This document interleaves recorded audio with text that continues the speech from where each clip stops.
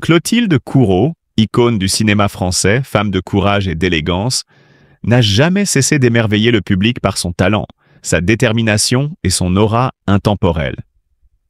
Depuis des années, des murmures et des rumeurs circulaient à son sujet, alimentant les curiosités et les suppositions. Mais ce n'est qu'aujourd'hui, à l'aube de ses 55 ans, que sa propre fille a brisé le silence, confirmant enfin ce que tant avaient soupçonné. La nouvelle a frappé comme un coup de tonnerre dans l'univers du spectacle. Depuis des mois, des indices subtils avaient été disséminés, laissant planer le doute, attisant les interrogations. Certains disaient que Clotilde cachait un secret profond, un secret qui la définissait bien au-delà de son statut de comédienne et de princesse. Et c'est finalement sa fille, avec une dignité et une franchise bouleversantes, qui a mis fin aux suppositions. D'un ton ferme mais ému, elle a avoué ce que tout le monde murmurait sans jamais oser le proclamer ouvertement. Clotilde Courreau n'est pas seulement une actrice d'exception, une femme de caractère et de noblesse. Elle est aussi une femme qui a porté, en silence, un fardeau immense, une vérité intime qu'elle n'avait jamais souhaité exposer sous les feux des projecteurs. Son engagement dans l'ombre, sa résilience face au jugement, son dévouement sans bornes à sa famille et à ses passions en font une légende vivante, une femme qui force le respect. Sa fille, les larmes aux yeux, a expliqué que sa mère lui avait enseigné la valeur de la discrétion, de l'authenticité et de la force intérieure. Elle m'a appris que la grandeur ne se mesure pas aux titres, mais aux actes, a-t-elle confié, suscitant une vague d'émotion parmi ceux qui écoutaient. Aujourd'hui, alors que Clotilde Courreau franchit une étape importante de sa vie, elle ne se contente pas de regarder en arrière avec nostalgie. Non, elle avance avec la grâce qui l'a toujours caractérisée, assumant pleinement son parcours, ses choix et les défis qu'elle a relevés avec brio. Cette révélation, loin de l'ébranler, l'illumine encore davantage, renforçant son statut d'icône à jamais inégalé. L'histoire de Clotilde Courreau n'est pas seulement celle d'une actrice talentueuse ou d'une princesse respectée. C'est l'histoire d'une femme qui, contre vent et marée, a su imposer sa vérité sans jamais perdre son éclat. Et aujourd'hui, alors que les projecteurs se braquent une fois de plus sur elle, on ne peut que saluer son parcours hors du commun. Une chose est sûre, Clotilde Courreau restera pour toujours une figure indélébile dans l'histoire du cinéma et de la résilience féminine. Bien que son apparence publique reste élégante et digne, des sources proches de la famille révèlent que l'actrice souffre intérieurement, portant le poids d'un passé mouvementé et d'un présent troublé, une vie de sacrifice et de compromis. Depuis son mariage en 2003 avec Emmanuel Philibert de Savoie, Clotilde Courreau a dû jongler entre sa carrière d'actrice et son rôle de princesse. Ce mariage, qui a fait couler beaucoup d'encre, n'a pas toujours été facile. En raison des obligations royales et professionnelles, le couple a souvent vécu séparé, chacun poursuivant ses engagements respectifs. Cette distance physique et émotionnelle a alimenté de nombreuses rumeurs sur la stabilité de leur union. Certains médias ont même évoqué des tensions au sein du couple, suggérant que Clotilde Courreau aurait parfois ressenti une profonde solitude, malgré les apparences d'une famille unie. Son époux, Emmanuel Philibert, a tenté de dissiper ces rumeurs en affirmant que leur mariage reposait sur un respect mutuel et une communication constante. Toutefois, la princesse n'a jamais caché les difficultés liées à sa double vie entre les mondanités imposées par son statut royal et sa véritable passion pour le cinéma et le théâtre. Cette dualité a, au fil des années, généré en elle une certaine mélancolie. En plus des défis familiaux, Clotilde Courreau doit également faire face à des problèmes de santé qui la préoccupent de plus en plus. Des proches ont révélé que l'actrice souffrirait de fatigue chronique et de troubles liés au stress. Bien que discrète sur son état de santé, elle a récemment évoqué à demi-mot les difficultés qu'elle rencontre, notamment lors de ses tournées ou événements publics où elle apparaît parfois affaiblie. Certains observateurs ont également remarqué une certaine fragilité physique lors de ses dernières apparitions, ce qui a alimenté de nouvelles spéculations sur son état de santé. Malgré tout, fidèle à elle-même, Clotilde Courreau continue de travailler avec acharnement, refusant de se laisser abattre par la maladie ou le poids des années. Si sa carrière et son mariage ont été marqués par des hauts et des bas, le rôle qui lui tient le plus à cœur est sans doute celui de mère.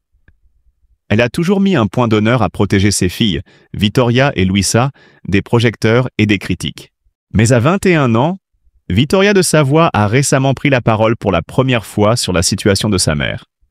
Dans une interview exclusive, Vittoria a confirmé certaines rumeurs qui circulaient depuis des mois. Elle a reconnu que sa mère traversait une période difficile et qu'elle avait dû affronter plusieurs épreuves silencieusement. « Ma mère est une femme forte, mais parfois même les plus forts ont besoin de soutien », a-t-elle déclaré avec émotion. Cette confession a profondément ému le public et a montré que, derrière l'image glamour de Clotilde Courreau, se cache une femme vulnérable, qui souffre en silence. Vittoria a également révélé qu'elle essayait de passer plus de temps avec sa mère pour lui apporter du réconfort. Malgré toutes ces épreuves, Clotilde Courreau ne baisse pas les bras. Elle continue d'être active dans le monde du spectacle et de s'engager dans des causes qui lui tiennent à cœur. Elle a notamment intensifié son soutien aux initiatives en faveur de la santé mentale, une cause qu'elle défend depuis plusieurs années. Son combat pour la reconnaissance des maladies mentales et la lutte contre la solitude montre qu'elle est bien consciente des défis qui l'attendent, mais elle refuse d'abandonner. Son engagement témoigne d'une résilience exceptionnelle, prouvant qu'elle est bien plus qu'une princesse ou une actrice. Elle est une femme qui, malgré la douleur et les épreuves, continue d'avancer. Clotilde Courreau incarne à la fois la force et la fragilité. Elle fait face à des défis familiaux et de santé qui la touchent profondément. Mais le soutien de sa fille Vittoria et sa propre détermination lui permettent de rester debout. La révélation publique de sa fille a mis en lumière une réalité que beaucoup soupçonnaient sans jamais oser l'affirmer. Derrière les paillettes et les apparences, Clotilde Courreau est une femme qui souffre, mais qui ne renonce jamais. Son histoire est un témoignage poignant sur la résilience et la complexité de la vie d'une femme qui, malgré son statut de princesse, reste avant tout humaine. À seulement 16 ans, Clotilde décide de suivre sa passion pour le théâtre. Elle abandonne ses études et s'inscrit au cours Simon, puis au cours Florent, avant de rejoindre l'École nationale supérieure des arts et techniques des mots du théâtre, ENSAET. Sa détermination la conduit également à l'Atelier international de théâtre à Paris. Cette formation rigoureuse lui ouvre les portes de la compagnie de Francis Huster, où elle partage la scène avec des talents tels que Christiana Reali et Olivier Martinez. En 1990, Clotilde fait une entrée remarquée dans le cinéma avec Le Petit Criminel de Jacques Doyon. Sa performance intense lui vaut le prix de la meilleure actrice au Festival international du film de Berlin et une nomination pour le César du meilleur espoir féminin. Ce succès précoce la propulse sur le devant de la scène cinématographique française. Sa prestation lui vaut 2 nominations au César, renforçant sa réputation d'actrice talentueuse et polyvalente. La carrière de Clotilde est jalonnée de collaborations avec des réalisateurs de renom. Elle apparaît dans L'Appât de Bertrand Tavernier, Embrassez qui vous voudrez de Michel Blanc et La Môme d'Olivier Dahan, où elle incarne Annetta Gassion, la mère d'Édith Piaf. Son jeu authentique et sa capacité à se fondre dans des rôles variés la distinguent dans le paysage cinématographique. De cette union naissent 2 filles, la princesse Vittoria, le 28 décembre 2003, et la princesse Luisa, le 16 août 2006, toutes 2 portant le prédicat d'Altesse royale. Malgré ses obligations princières, Clotilde continue de se consacrer à sa passion pour le théâtre et le cinéma, prouvant que l'on peut conjuguer vie publique et carrière artistique avec brio.